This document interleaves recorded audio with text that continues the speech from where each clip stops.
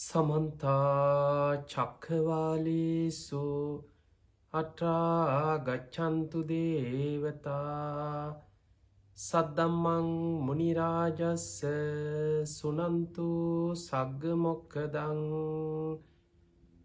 ධම්මසවන කාලෝ අයං බදන්තා ධම්මසවන කාලෝ අයං බදන්තා නමසවන කාලෝ අයං බදන්තා නමෝ තස්ස භගවතු වරහතු සම්මා සම්බුද්දස්ස නමෝ තස්ස භගවතු වරහතු සම්මා සම්බුද්දස්ස නමෝ තස්ස භගවතු වරහතු සම්මා සම්බුද්දස්ස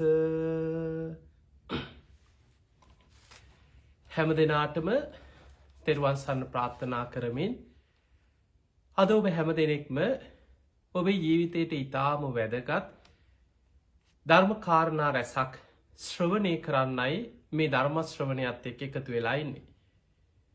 ඉතින් මේ ධර්මයේ ශ්‍රවණය කරන ඔබ හැම දෙනාටමත් ලක්වාසී ලෝවාසී හැම දෙනාටමත් මේ උතුම් ධර්ම ශ්‍රවණය නිවන් දොරටුවක් බවට පත්වේවා කියලා අපි මුලින්ම ආශිර්වාද ප්‍රාර්ථනා කරනවා. පිංගතුනි, ඇසළ පුන් පොහෝ දවසේ සිදුවෙච්ච සුවිශේෂී කාරණා වගේම ඇසළ පුන් පොහෝ දවසට සම්බන්ධ මේ බුද්ධ ශාසනය තුළ සුවිශේෂී වැදගත් සිදුවීම්, ඒ වගේම ධර්ම ග්‍රන්ථවල සඳහන් වෙන බොහෝ වැදගත් කාරණා, ඒ වගේම අපි කවුරුත් දන්නවා මේ බුද්ධ ශාසනය තුළ අඤ්ඤා කොණ්ණඤ්ඤ මහරහතන් වහන්සේ ප්‍රථම ශ්‍රාවක සංඝරත්නයේ බවට පත් වුණේ බුදුරජාණන් වහන්සේ නමකගෙන් බණ අහලා මුලින්ම ධර්මය අවබෝධ කරගන්න පින තිබ්බේ උන්වහන්සේට. උන්වහන්සේ සසරේ කරපු මහා පුදුම පුණ්‍ය කර්මයක්. කල්ප ලක්ෂයකට පෙර පින්කමක් සිදු කරලා කරපු ප්‍රාර්ථනාවක ඒ උතුම් පුණ්‍ය මහිමය මට අනාගත බුද්ධ ශාසනයක මුලින්ම ධර්මය අවබෝධ කරගන්න ලැබේවා කියන ප්‍රාර්ථනාව එදා උන්වහන්සේට විපාක දීපු ආකාරය, මෙන්න මේ කාරණා අද අපි මේ ධර්මානුශාසනාවෙන් කතා කරන්න බලාපොරොත්තු වෙනවා. පින්වතුනි, ඇසළ පෝය කියලා කියන්නේ තුනුරුවන් පහළ වෙච්ච පුන් පොහෝ දවස. අපි කවුරුත් දන්නවා වෙසක් පුන් පොහෝ දවසේ බුද්ධගයා වජිරාසන භූමියේදී බුද්ධ රත්නය ලෝකෙට පහළ වෙනවා. අපේ බුදුරජාණන් වහන්සේ බෝධි මූලයේදී සියලු කෙලෙසුන් ප්‍රහාණය කරලා සම්මා සම්බුද්ධත්වයට පත්වීමත් සමගම බුද්ධ රත්නය ලෝකෙට පහළ වුණා. ඒවගේමයි ඇසළ පුන් පොහෝ දවසේ තමයි බුදුරජාණන් වහන්සේ අවබෝධ කරගත් ධර්මය ද්වේමේ භික්කවේ අන්තා පබ්බජිතේන නසේවිතබ්බා. මහණෙනි, අන්ත දෙකක් තියෙනවා. පැවිද්දන් විසින් සේවනය නොකළ යුතු කාමේසු කාමසුකල්ලිකානුයෝගෝ, මේ ශරීරයට පංච කාමයන් තුළ අධික ලෙස සැප සම්පත් දෙමින් විමුක්තියක් පිණිස සැප විඳලා විමුක්තිය ලබන්න පුළුවන් කියලා හිතාගෙන යන අන්තයක් තියෙනවා නම් ඒක අත්හල යුතු අන්තයක්. ඊළඟට ශරීරයට අනේක විද දුක් පීඩා දෙමින් ශරීරයට දුක් දීලා විමුක්තියක් ලබන්න පුළුවන් කියලා හිතාගෙන යන අන්තයක් ඇද්ද? ඒ අත්තකිල මතානු යෝගයත් අත්හල යුතු අන්තයක්. එක නිවන් දකින මාර්ගයක් නෙමෙයි. ඒතේතේ උබහෝ අන්තේ අනුපගම්ම මජ්ජිමා ප්‍රතිපදා. මේ අන්ත දෙකෙන් තොරව මධ්‍යම ප්‍රතිපදාව තථාගතේන අபிසම්බුද්ධා, තථාගතයන් වහන්සේ විශේෂයෙන් අවබෝධ කරගත්තා. චක්කු කරණී දහම් ඇස ලබලා දෙනවා. ඥාන කරණී ප්‍රඥාව පහළ කරලා දෙනවා. උපසමාය කෙලෙස් සංසිඳවනවා. නිබ්බානාය නිවන පිණිස උපකාර වෙනවා. අන්නේ මාර්ගයේ අරියෝ අට්ඨංගිකෝ මග්ගෝ, ආර්ය අෂ්ටාංගික මාර්ගයේ සම්මා දිට්ඨි, සම්මා සංකප්ප, සම්මා වාචා, සම්මා කම්මන්ත, සම්මා ආජීව, සම්මා වායාම, සම්මා සති, සම්මා සමාධි කියන මේ අංගවලින් යුක්ත ඒ ආර්ය අෂ්ටාංගික මාර්ගයේ තථාගතයන් වහන්සේ විශේෂයෙන් අවබෝධ කරගත්තා. පුබ්බේ අනුනුස්සු දේශු ධම්මේසු, කවදාවත් නොඇසූ විරූ ධර්මයක් මට බෝධි මූලයේදී අවබෝධ වුණේ. ඔය විදියට බුදුරජාණන් වහන්සේ මේ චතුරාරි සත්‍යය සත්‍යඥාන කෘත්‍යඥාන කෘතඥාන වසයෙන් තිපරි වට්ටන් දවාදසාකාරක් මේ ආකාරයට අවබෝධ කරගන්න ක්‍රමය බුදුරජාණන් වහන්සේදා දේශනා කරන්නට යෙදුණ. ඒ ඇසල පුන් පොහෝ දවසේ මෙන්න මේ දේශනාව දේශනා කිරීමත් සමගම ධර්මරත්නය ලෝකෙට පහළ වුණා. ඒ දේශනාව අවසන් වෙනකොට එදා බණහපු කොන්නඥ වප්ප බද්ධිය මහානා මස්සජී කෙන මේ පස් දෙන අතරින් බුදුරජාණන් වහන්සේ ගැන සද්ධාවෙන් විශ්වාසයෙන් ඒ කාන්තෙන් බුද්ධත්වයට පත්වෙලා මයි අපිට මේ ධර්මය දේශනා කරන්න කියලා විශ්වාසෙන්ම හිටිය කොන්නඥ හාමුදුරුව විතරයි. අනිත් අයට ඒ සැක තිබුණා දුස්කරක්‍රියාව අතහැරලා බුදුනා කියලා කිව්වට කොහොමද මං විශ්වාස කරන්න කොහොමද අපි ඕක පිළිගන්නේ. ඒ අයගේ දෘෂ්ටිය තිබුණේ දුස්කරක්‍රියාවක් ශරීරයට දුක්දී ළමයි විමුක්තියක් ලබන්න පුළුවන් කියල හිතාගෙන හිටිය. හැබැයි බුදු හාමුදුරුව ගැන එදා සද්ධාවෙන් විශ්වාසෙන් බණහප කොන්නඥ හාමුදුරුව පළවෙනි දවසේ ඇසල පුන් පොහෝ දවසේ දේශනාව අවසන් වෙනකොට උතුම් සෝවාන් ඵලයට පත් වනා. චතුරාරි සත්‍යයේ සත්‍යඥානය ඇති කරගත්තා. අඥ්ඥාසි වතබෝ කොන්නඥෝ අඥ්ඥාසි වතබෝ කොන්නඥෝ කොන්නඥාන් වහන්සේට අවබෝධ වුණා. කොන්නඥාන් වහන්සේට අවබෝධ වනා කියල බුදුරජාණන් වහන්සේ උදානයක් පල කර.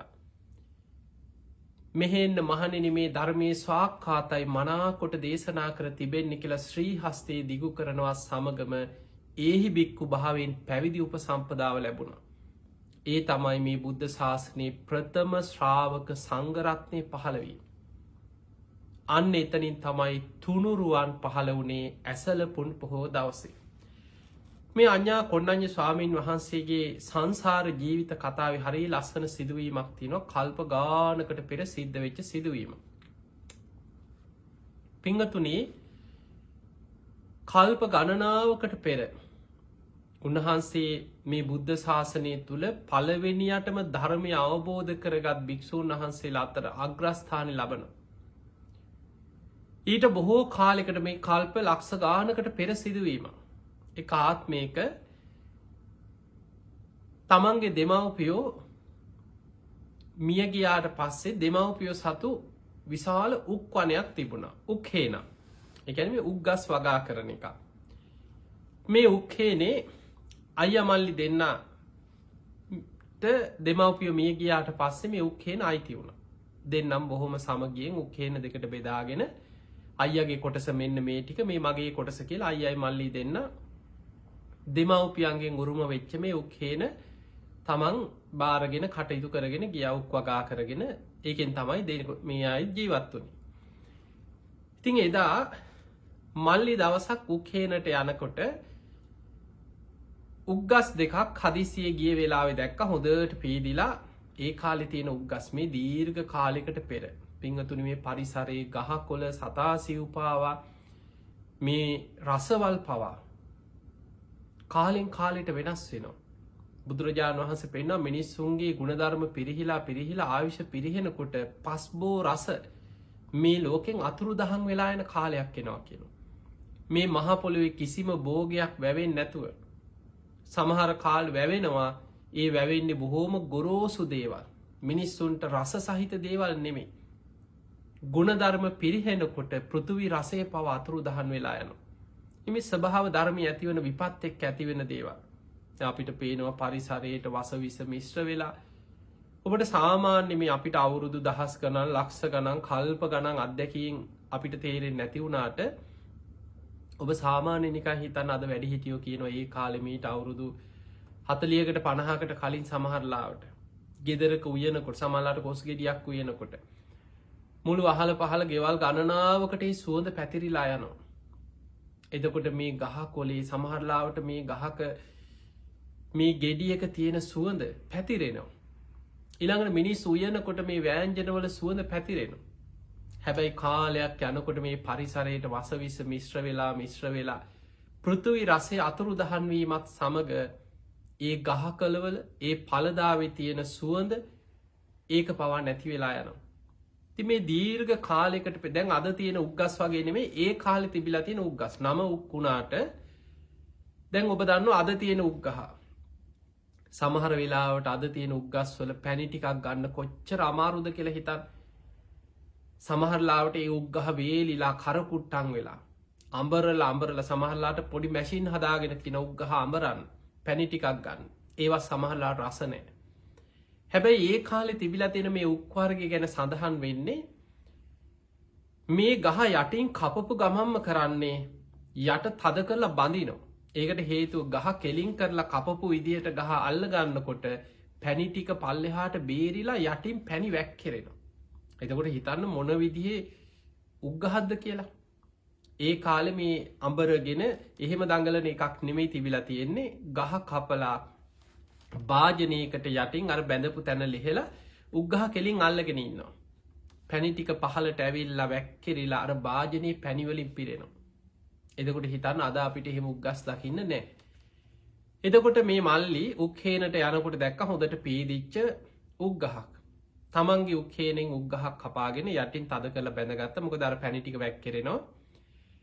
ඊළඟට අයියගේ හේන දිහාත් බලපුවාම කල්පනා කරා මං ඉතින් මගේ විතරක් නෙමෙයි අයියගේ හේනෙනුත් උග්ගහක් කපාගෙන මේකත් අයියගේ ගෙදරට දීගෙන යනවා.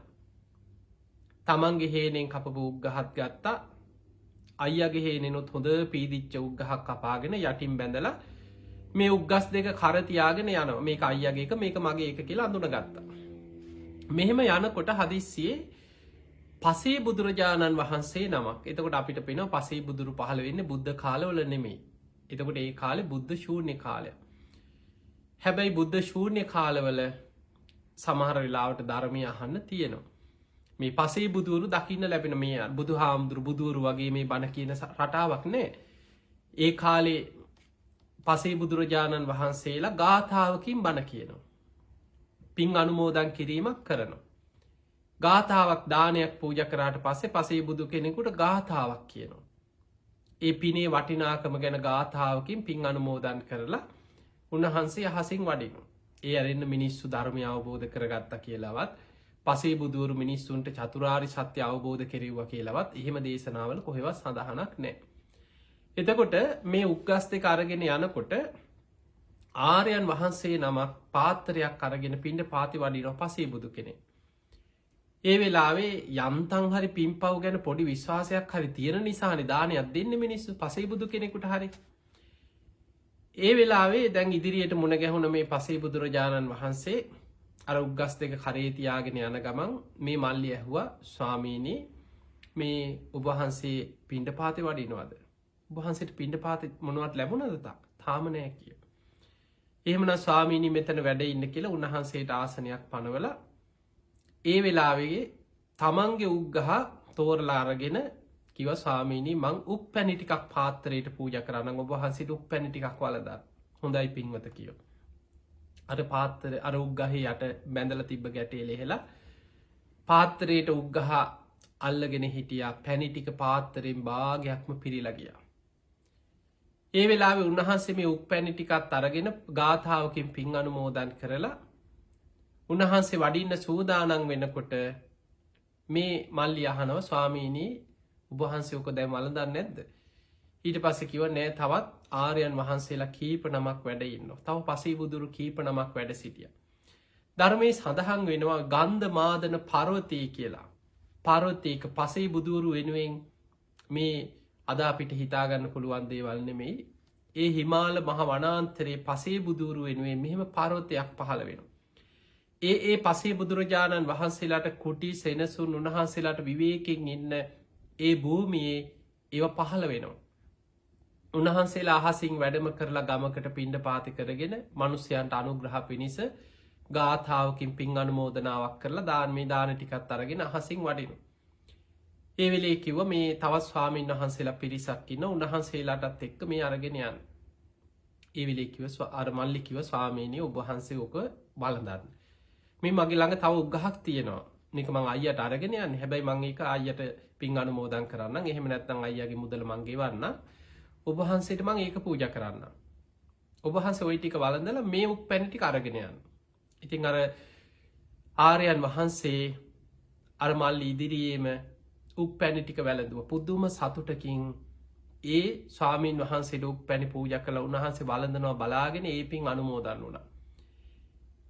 ඊළඟට අර අයියගේ උග්ගහත් ඒ පාත්තරයටම පූජ කරා උක් පැණි ටික ඒ පාත්තරෙන් භාගයක් පිරෙන්නම උක් පැණි පිරිලා ගියා.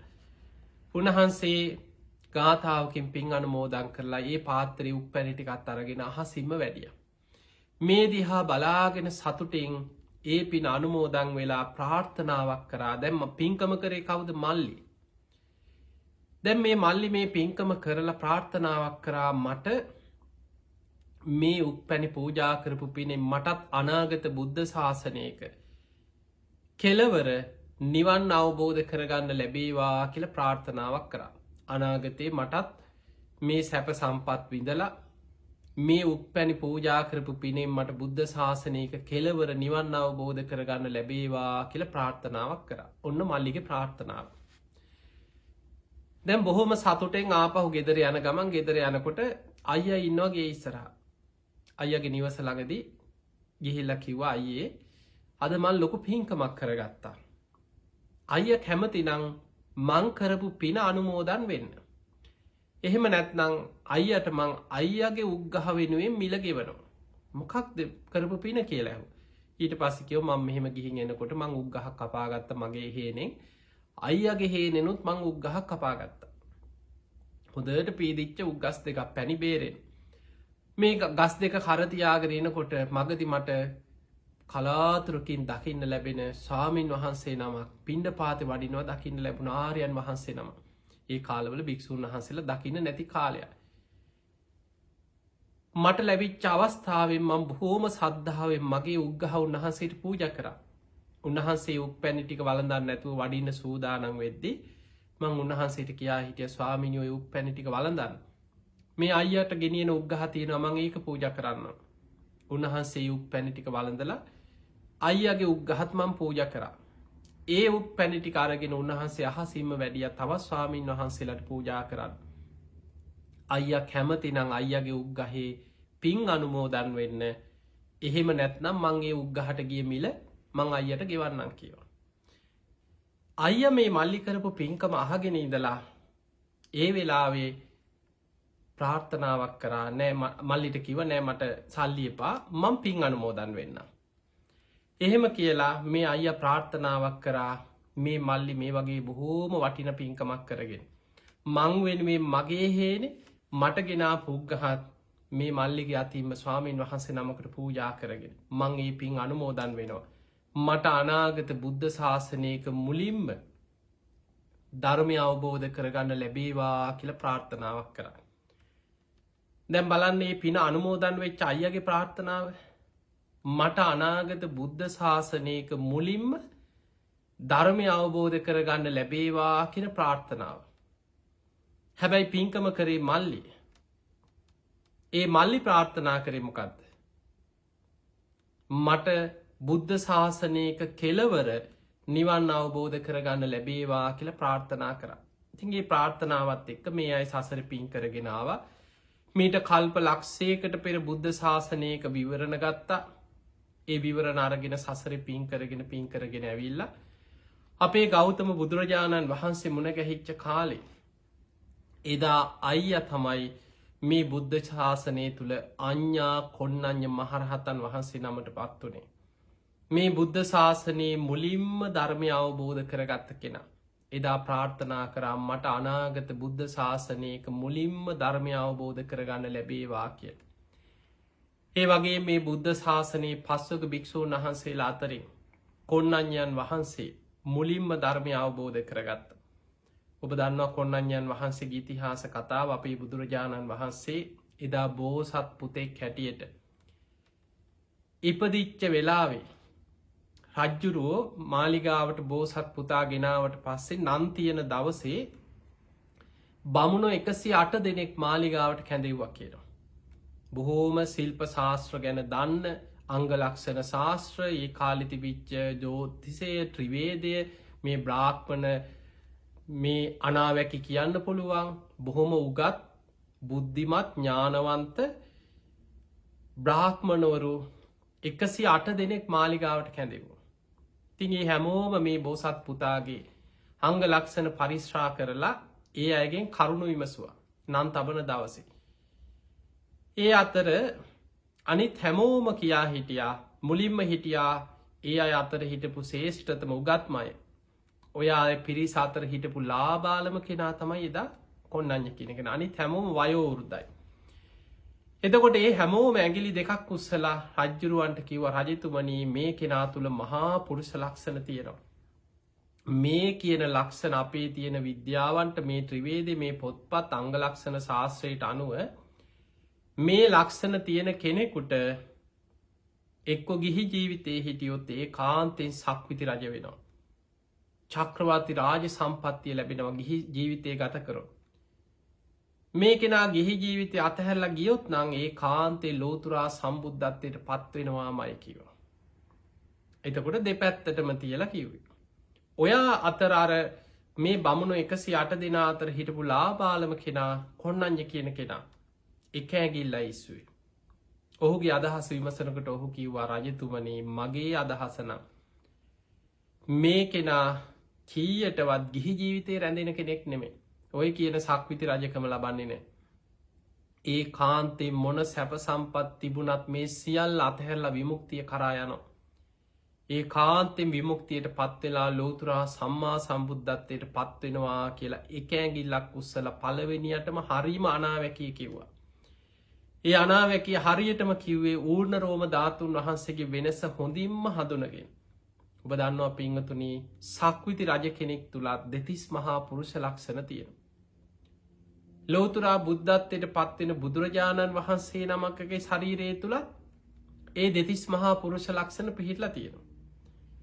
එතකොට මේ දෙතිස් මහා පුරුෂ ලක්ෂණ අතර ඌර්ණ රෝම ධාතුන් වහන්සේ මේ නලල් මැද්දේ ඇහි බැඹ දෙක අතර සියුම් කෙස් ගහක ස්වරූපය හැබැයි මේක පුංචි කෙස් ගහක් නෙමේ. ඒ ඌර්ණ රෝම ධාතුන් වහන්සේ ගැන මහා පුරුෂ ලක්ෂණ ගැන තියෙන විස්තරේ තියෙන්නේ ඈතට පේන්නේ හරියට තිතක් වගේ. දක්ෂිනාරුතව කර කැවිලා කෙලවර ඉහලට හිටින විදිහට නතර වෙලා තියෙනවා බුද්ධත්වයට පත්වෙන කෙනෙකුගේ සුදු පාටයි සුදු පාට රශ්මියක් විහිදෙනවා සුදු බුදු රැසක් විහිදෙනවා. ඒ ඌර්ණ රෝම ධාතුන් වහන්සේ කෙලවරෙන් අල්ලලා මේ විදිහට අත ඉදිරියට දිගු කරන්න පුළුවන් කිය. ආපහු අතහරිනකොට කැරකිලා දක්ෂිනාරුතව කරකැවිලා ඒ හිස ඒ ඇහි බැඹ දෙක මැද්දේ තිතක් වගේ මනාකොට පිහිටන හැබැයි කෙලවර ඉහලට හිටින විදිහට තමයි අග පිහිටන්. හැබැයි සක්විති රජ කෙනෙක්ගේ රත්තරම් පාටයි. වාමාවෘතව තමයි වම් පැත්තට තමයි කැරකිලා කෙලවර පල්ලෙහාට හිටින විදිහට නතර වෙලාතිී. ඔන්න ඔය වෙනස හරියටම මේ ඌර්ණ රෝම ධාතුන් වහන්සේගේ වෙනස හඳුන ගත්තා හරියනම අනාවැකිය කිව්ව මේ කෙනා ඒ කාන්තේ මේ සැප සම්පත් අතහැරලා යනවා. එදා මේ කොන්නඤ්ඤ කියන කෙනා තමන්ගේ නිවසට ගිහිල්ලා ඊළඟට අර අනිත් බමුණෝ තවාර 108 දෙනාගෙන් හිටපු දක්ෂම 8 දෙනාගෙන් ඉතුරු 7 දෙනාත් තමන්ගේ ගෙවල් වලට ගිහිල්ලා දැන් ඒ අය වයෝ වෘද්ධයි දරුවන්ට කතා කරලා කිව්ව දරුවනේ අපි දැන් වයසයි. සුද්ධෝදන රජතුමාගේ පුත්‍රරත්නය මහා පින්වන්ත කෙනෙක්. ගිහි ජීවිතය අතහැරලා ගියොත් නම් ඒ කාන්තෙන් ලෝතුරා බුද්ධත්වයේ ලබන කෙනෙක්. දරුවනේ ඒ වෙනකොට අපි ජීවතුන් අතර නැතිවෙයි අපි දැන් වයසයි. හැබැයි යම් දවසක නුඹලට ආරංචි වුණොත් සුද්ධෝදන රජතුමාගේ පුත්‍රරත්නය ගිහි ජීවිතය අතහැරියා කියලා යම් දවසක නුඹල දැනගත්තොත් මේ පංචකාමයන් එක්ක මේ දුක් විඳ විඳ යන මේ ගිහි ජීවිතේ නුඹල රැඳෙන්න එපා. නුඹල කොහොම හරි පිරිසක් එක්ක එකතු වෙලා උන්වහන්සේ හොයාගෙන ගිහිල්ලා උන්වහන්සේ ළඟ පැවිදි වෙලා නුඹල විමුක්තියක් හදාගන්න. පැවිදි වෙලා විමුක්තිය මාර්ගය හොයාගන්න කියලා අර ඉතුරු බමුණු 7 දෙනා තමන්ගේ දරුවන්ට කියලා තිබ්බා. අපේ බෝසතාණන් වහන්සේ වසර 29ක් ගිහි ජීවිතය ගත කරලා තමයි මහා අභිනිෂ්ක්‍රමණය කරන්නට යෙදුනේ. එතකොට වසර 29ක් ගිහි ජීවිතය ගත කරලා අපේ බුදුරජාණන් බෝසතාණන් වහන්සේ මහා අභිනිෂ්ක්‍රමණය කරාට පස්සේ මේක ආරංචි වුණා. ඒ වෙනකොට අවුරුදු 29ක් යනකොට අර වයෝ වෘද්ධ එදා අනාවැකි කියපු මේ බමුණෝ මිය ගිහිල්ලා. එදා හිටපු ලාබාලම කෙනා කොන්නඤ්ඤ දැන් මැදි වයසේ. ඒ දරුවන්ගේ ගෙවල් වලට ගිහිල්ලා කිව්වා දරුවනේ අන්න සුද්ධෝදන රජතුමාගේ පුත්‍රරත්නය ගිහි ජීවිතය අතහැරලා අභිනිෂ්ක්‍රමණය කරලා නුඹලාට මතකද නුඹලගේ පියවරු මිය යන්න පෙර නුඹලාට කියපු මෙන්න මේ කතාව. ඒ නිසා දැන් අපි යන් මං කැමති නුඹලත් එක්කරගෙන යන්න. අපි උන්වහන්සේ හොයාගෙන ගිහිලා උන්වහන්සේගේ ශ්‍රාවකයෝ බවට පත්වෙමු. උන්වහන්සේගේ අනුගාමිකයන් බවට පත්වෙමු. දරුවෝ බොහෝ පිරිසක් හිටියට බොහෝ දෙනෙක් විවාහ වෙලා ඒ අයටත් දරුවෝ ඉන්නවා. පංචකාමයන් තුළ බැඳීම් ඇති වෙලා අතහැරගන්න බෑ. හැබැයි ඒ අතරින් 4 දෙනෙක් විතරක් ඉදිරිපත් වුණ අපි එනවා කියලා. ඒ තමයි වප්ප, බද්ධිය, මහානාම, අස්සජී කියන 4 දෙනා. අර කොණ්ණඤ්ඤ කියන තාපසයන් වහන්සේත් එක්ක අර 4 දෙනාත් එකතුන අපි එනවා කියලා. දැන් මේ 5 දෙනයි කොණ්ණඤ්ඤ, වප්ප, බද්ධිය, මහානාම, අස්සජී. මේ 5 දෙනාම උන්වහන්සේ හොයාගෙන ගිහිල්ලා කොහොම හරි බොහෝ දුරක් හොයාගෙන ගිහිල්ලා අපේ බෝසතාණන් වහන්සේ දුෂ්කර ක්‍රියා කරද්දී අන්න උන්වහන්සේ හොයාගත්. උන්වහන්සේ මහා කැලේ මහ වනේ අවුරුදු 6කට ආසන්න කාලයක් ශරීරයට අනේක විද දුක් පීඩා දෙමින් දුෂ්කර ක්‍රියා කරා. ඒ කාලේ උන්වහන්සේට අප උපස්ථාන කරමින් මේ අය උන්වහන්සේට උපස්ථාන කර. හැබැයි මේ අය විශ්වාස කරගෙන හිටියේ ශරීරයට දුක් දීලා තමයි විමුක්තියක් ලබන්න පුළුවන්. ඒ විශ්වාසය ඒ කාලේ බොහෝ දෙනෙක් තුල තිබුණා. අදත් සමහර ලාවට මේ බණ ඇහුවත් බෞද්ධ නාමයෙන් හිටියත් බොහෝ දෙනෙක් විශ්වාස කරන්න මේ කැලේ ඉන්නවා නම් හරියට දුක් විඳිනවා නම් ඉරිච්ච සිවුරක් ඇඳගෙන බොහෝම දුෂ්කර ජීවිතයක් ගත කරන කෙනෙක් දැක්කොත් කෙනෙක් අන්න මේක තමයි හරි ක්‍රමය කියලා හිතනවා. එතකොට අපේ බෝසතාණන් වහන්සේ එදා අවුරුදු 6කට ආසන්න කාලයක් ශරීරයට අනේක විද දුක් පීඩා දෙමින් දුෂ්කර ක්‍රියා කරා කිසිම උතුම් මිනිස් ගුණ ධර්මයක් ලබන්න බැරි වුණා. ශරීරයට දුක් දෙනවා කියන්නේ විමුක්තිය ලබන ක්‍රමේ නෙමෙයි. ඒක අත්ත කියලා මතානුයෝගී එක ක්‍රමයක්. ඒක අත්හල යුතු දෙයක්. දුක්ඛෝ අනරියෝ අනත්ත් සංහිත. ඒක දුක් සහිතයි. අනාර්යයි. අනර්ථයේ පිණිස පවතින දෙයක්. ඒක නිවනට උපකාර වෙන්නේ. ඒක අත්හල යුතු අන්තයක්. හැබැයි අපේ බෝසතාණන් වහන්සේ බොහෝ කාලයක් ශරීරයට දුක් දීලා උන්වහන්සේටම හිතුණා මම තරම් විමුක්තියක් පිණිස ශරීරයට දුක් දීපු කෙනෙක් මේ ලෝකෙ තවත් නැතුව ඇති.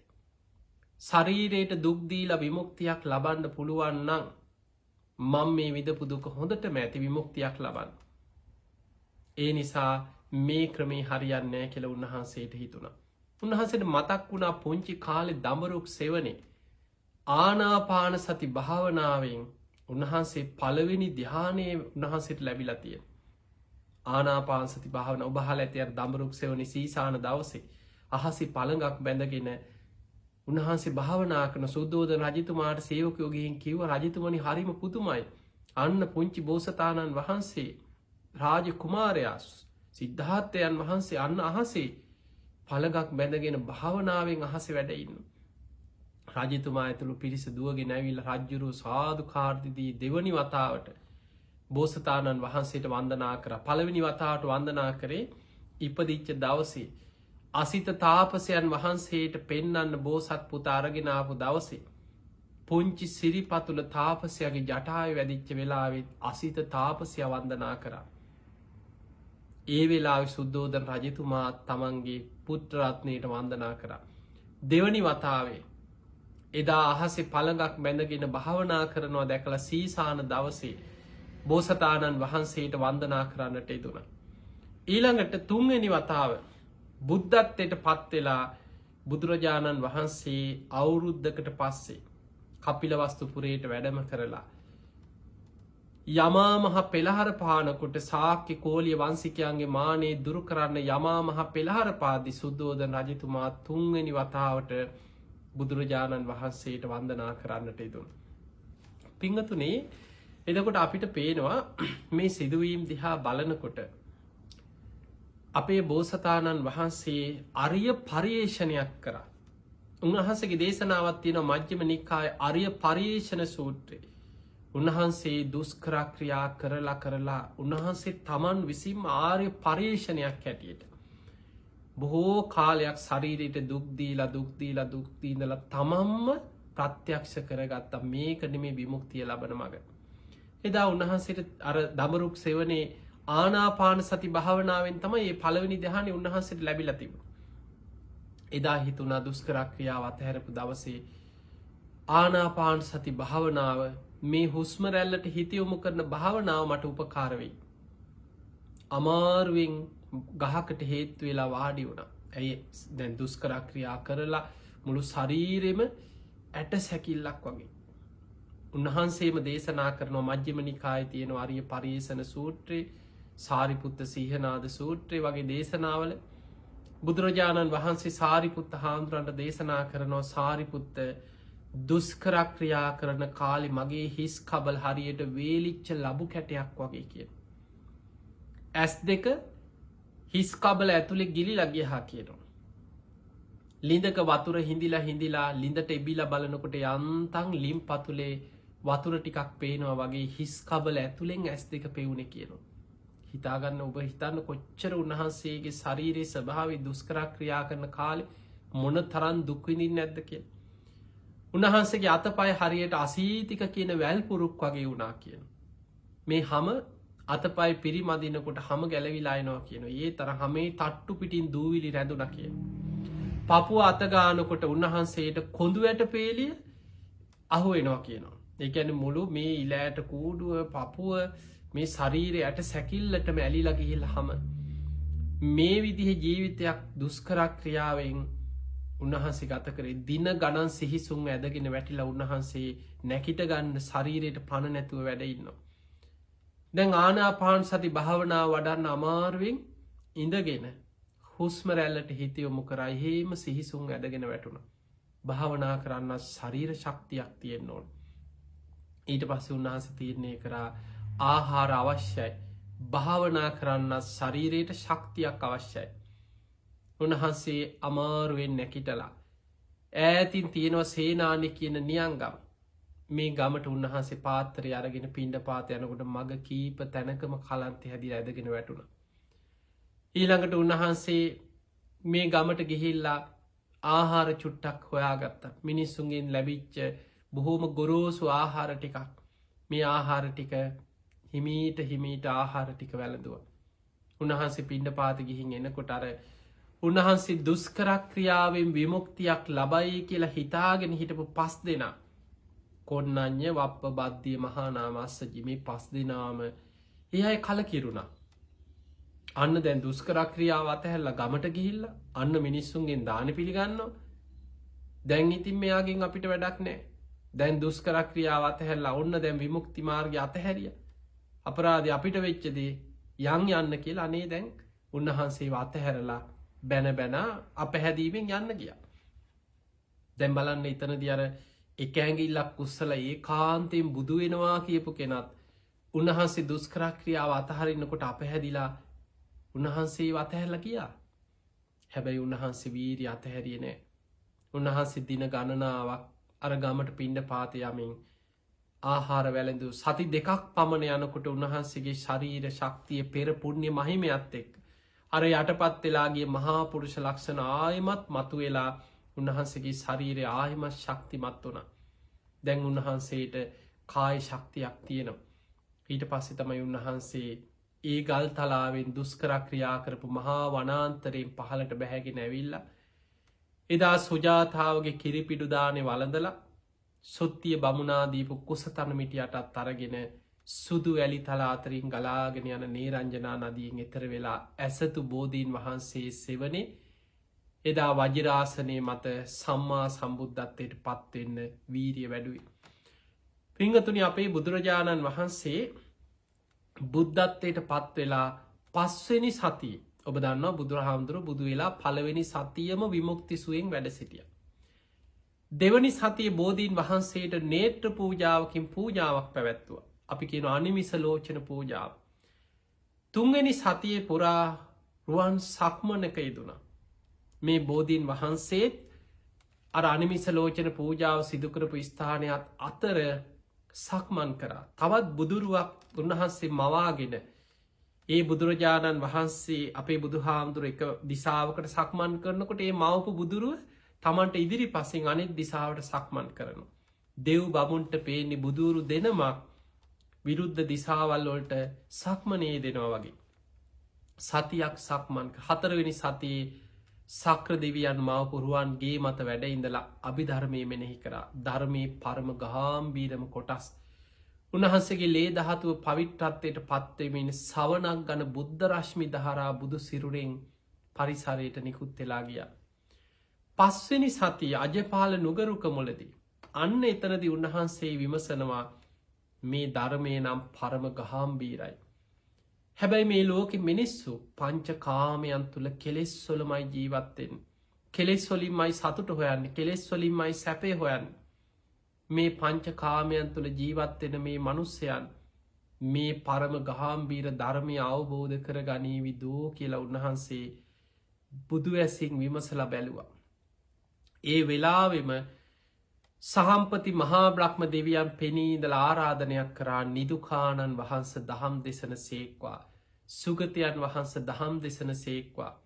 බුදු කෙනෙක් පහළ වෙලා ධර්ම දේශනා කරන්න උකට ලියවුණොත් මේ ලෝකයාම නැසීයාවි වෙනසීයාවි. නිදුකානන් වහන්ස දහම් දෙසන සේක්වා කියලා ආරාධනයක් කරා. ඒ ආරාධනය පිළිගත්තා. පිළි අරගෙන තමයි කාටදම මුලින්ම මේ ධර්මය දේශනා කරන්නේ කියලා බුදු ඇසින් බලනකොට ඉස්සල්ලාම බුදු ඇසින් යොමු කරේ ආලාර කාලා දින 7කට පෙරමිය ගිහි අරූපී බ්‍රහ්ම තලයක ඉපදිලා. ඊළඟට උන්වහන්සේ හිතියොමු කරා උද්දකරාම පුත්ත කලින් දවසිරෑ මැරිලා අරූපී බ්‍රහ්ම තලයක ඉපදිලා. බලන්න ඒ කර්මවල ස්වභාවේ කාටද මම මේ ධර්මය දේශනා කරන්න කියලා බුදු ඇසින් බලද්දී කලින් දවසිරෑ මැරිලා තියෙන. කර්මය ජීවිතයේ ස්වභාවේ. ඊළඟට බුදුරජාණන් වහන්සේ උන්වහන්සේට මතක් වුණාර දුස්කර ක්‍රියා කරද්දි උන්වහන්සේට උපස්ථාන කරපු මේ 5 දෙනා කොණ්ණඤ්ඤ වප්ප බද්ධිය මහානාම අස්සජී කෙලෙස් අඩුවෙන් පෙර පිං ඇති උන්වහන්සේට උපස්ථාන කරපු උන්වහන්සේ බුදු වෙනකන් දුස්කර ක්‍රියා කරන කාලේ බලාගෙන උපස්ථාන කරපු මේ 5 දෙනා දුස්කර ක්‍රියාව අතහැරලා උන්වහන්සේ පිණ්ඩ පාති ගියපු වෙලාවේ උන්වහන්සේ අතහැරලා ගියාට මේ අය කොහෙද ඉන්නේ කියලා බැලුවා. ඉසිපතන මිගදාය කියන භූමියේ මේ 5 දෙනාම තාපස වේසෙන් තවුසෝ හැටියට ගුණධර්ම පුරාගෙන ඉන්නවා. මේ අයට ප්‍රථම කොට මන් ධර්මයේ දේශනා කරනවා කියලා ඔන්න 5 වෙනි සතියේ තමයි අදිෂ්ඨාන කරගත්තේ. 6 වෙනි සතියේ මුචලින්ද විලාසල, 7 වෙනි සතියේ රාජායතන කිරිපලුණු කොමුල, ඊළඟ සතියම උන්වහන්සේ සතිය අවසන් වෙලා ඉසිපතන මිගදායට උන්වහන්සේ වැඩම කරන සතියක් ගත වුණා කියන උන්වහන්සේට ගමන යාගන්න. හැබැයි බුදුරජාණන් වහන්සේ දැන් බුදු වෙලා වඩිනකොට මේ අය ඈතින් දැක්කා උන්වහන්සේ වඩිනවා අඳුන ගත්තා. හැබැයි මේ අය කතා වුණා මේ අය ඉන්නේ දැන් අර පරණ දෘෂ්ටියනේ. මේ 5 දෙනාම ඈතින් වඩිනවා දැකලා කතා වුණේ අන්න එනවා ආයිමත් අපි හොයාගෙන. අපි කිව්වනේ දුෂ්කර ක්‍රියාව අතහරින්න එපා කියලා. දැන් ආයි අපේ උදව් ඉල්ලගෙන එන්නේ. පේනවනේ අර දැන් හොඳට ඇඟපත එහෙම. දැන් හොඳට හැදිලා. දුෂ්කර ක්‍රියාව අතහැරලා කොහෙද නිවන් දකින්නේ? ඒ අතර දැන් මේ අය කතා වුණා ශාක්‍ය කුලේ කෙනෙක්නේ මොනවා වුණා. ඒ නිසා අපි ආසනයක් විතරක් පනවමු වෙන ගෞරව දක්වන්න ඕනේ. අපි මොකටද ගෞරවක? අපි කියන දේ ඇහුවේ නෑනේ. අන්න එහෙම තමයි හිතුවේ. හැබැයි මේ කාටවත් කතිකා කරගත්ත විදිහට ඉන්න බැරි වුණා. බුදුරජාණන් වහන්සේ ළඟට වඩිනකොටම කෙනෙක් දුවගෙන ගිහිල්ලා පාදෝවණය කරන්න පැන් අරගෙන ඇවිල්ලා පාදෝවණය කරා. තව කෙනෙක් උන්වහන්සේට ඉදිරියෙන් පෙර ගමන් ගිහිල්ලා පාත්‍ර සිවුරු පිළිගත්තා. කෙනෙක් ආසනයක් පැනෙව්වා. කෙනෙක් උන්වහන්සේගේ පාදෝවණය කරලා පාපිස්සා. මේ 5 දෙනාම නිරායාසයෙන්ම උන්වහන්සේට ඒ ගෞරව දැක්වුවා. හැබැයි බුදුරජාණන් වහන්සේට මේ අය කතා කරේ ආයුෂ්මතුනි කියලා. ආයුෂ්මතුනි කියන්නේ තමන් හා සමාන මට්ටමින් හෝ තමන්ට වඩා සීලයෙන් හරි තමන්ට වඩා පහළ කෙනෙකුට. දැන් උපසම්පදා පිළිවෙල අනුව ගත්තොත් උපසම්පදාවෙන් තමන්ට වඩා පහළ කෙනෙකුට ආයුෂ්මතුනි කියලා කතා කරනවා. එතකොට ඒ විදිහට මේ අය කතා කරේ බුදුරජාණන් වහන්සේට තමන් බොහොම උසස් කියලා හිතාගෙන කතා කරා. මොකද මේ අය හිතාගෙන ඉන්නේ මේ අපේ උදව් ඉල්ලගෙන ආවා කියලානේ. ආයුෂ්මතුන් කියලා කතා කරා. බුදුරජාණන් වහන්සේ වදාලා ආයුෂ්මතුන් කියන්න එපා. තථාගතයන් වහන්සේ දැන් සම්මා සම්බුදු කෙනෙක්. එතකොටත් කියනවා ආයුෂ්මතුනි ඔබ වහන්සේ මේ දුෂ්කර ක්‍රියාව අතහැරලා ඔබ වහන්සේ බුදු වුණා. දෙවනි වතාවත් බුදුරජාණන් වහන්සේ වදාළ ආයුෂ්මතුන් කියන්න එපා තථාගතයන් වහන්සේ සම්මා සම්බුද්ධයි. නැවත වතාවක් කියා හිටිය. එතකොට බුදුරජාණන් වහන්සේ අහනවා මීට පෙරමං කවුමදාවත් උතුම් මිනිස් ගුණ ධර්මයක් ලැබවා කියලා මීට පෙරමම් ප්‍රකාශයක් කරලා තියෙනවාද කියලා ඇහුවා. අන්න එතකොට කොණ්ණඤ්ඤ කියන කෙනාට මතක් වුණා ඇත්ත නේනම්. මේ තරම් කාලයක් අවුරුදු 6කට ආසන්න කාලයක් පුදුම දුකක් විඳින්මින් දුෂ්කර ක්‍රියාවක් කරා. දින ගණන් සිහිසුන් ඇදගෙන වැටුණා. ආහාර වර්ජනයෙන් පුදුමාකාර ශරීරයට දුක් දුන්නා. දවසටම එක හාල් ඇටයක් එක අබෑටයක් දිවාග තියාගෙන ආහාර වර්ජනය කරා. දින ගණන් සමහර දවස්වලට පාත්තරයට වැටෙන දේ පමණක් ආහාර කරගත්තා. හැබැයි කවම දාවත් උතුම් මිනිස් ගුණ ධර්මයක් ලැබුණ කියලා කවදාවත් ඒත් කිව්වෙනේ. ඊළඟට මතක් වුණා පුංචි කාලේ නම් තියෙන දවසේදා මහාපුරුෂ ලක්ෂණ දිහා බලලා ඒ කාන්තයෙන් බුදුවෙනවා කියලා මම එදා කියපු ප්‍රකාශෙත් මතක් වුණා හොට. කොණ්ණඤ්ඤ කියන තාපසයන් වහන්සේට ඔහුට විශ්වාසය ඇති වුණා එහෙමනම් ඒ කාන්තෙන් උන්වහන්සේ බුද්ධත්වයට පත් වෙලා ඇති. උන්වහන්සේ මාර්ගය හොයාගන්න ඇති. ඒ නිසයි අපිව මේ හොයාගෙන ආවේ. හැබැයි අරහත අනිත් 4 දෙනාට වප්ප බද්දිය මහානාම අස්සජී කියන ඒ අයට තාම ටික ටික සැක තියෙනවා. මනුස්ස ලෝකෙන් එක්කෙනෙක් හරි උන්වහන්සේව පිළිගත්තා.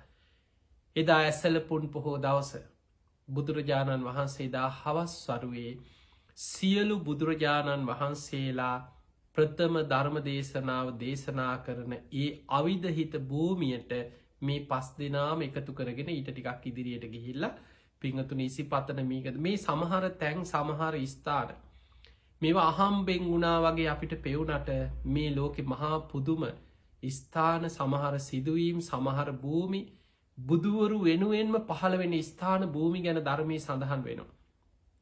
හැම බුදු කෙනෙක්ම අත් නොහැර පරිහරණය කරන අවිධහිත ස්ථාන ගැන ධර්මයේ සඳහන් වෙනවා. ඉසිපතන මිගදායි භූමිය කියන්නේ එවැනි පූජනීය භූමියක්. හැම බුදු කෙනෙක් මත් නොහැර පරිහරණය කරන තැන. හැම බුදුරජාණන් වහන්සේ නමක්ම සේවනය කරන තැන. පිංගතුනි සියලු බුදුරජාණන් වහන්සේලා ප්‍රථම දේශනාව දේශනා කරන්නේ ධම්මචක්ක දේශනාවෙන්මයි. ඒ නිසා මේ දම්සක් පැවතුන් සූට්‍ර දේශනාවත් අවිධහිත දේශනාවක් හැටියට හඳුන්වන. එහෙමනම් මීට පෙර මේ කල්පේ කකුසඳ බුදුරජාණන් වහන්සේ කෝණාගමන කාශ්‍යප ඒ පෙර බුදුරජාණන් වහන්සේලාවෙන් අනාගතයේ මෛත්‍රී බුදුහාමුදුරුවෝ වෙන්න පුළුවන්.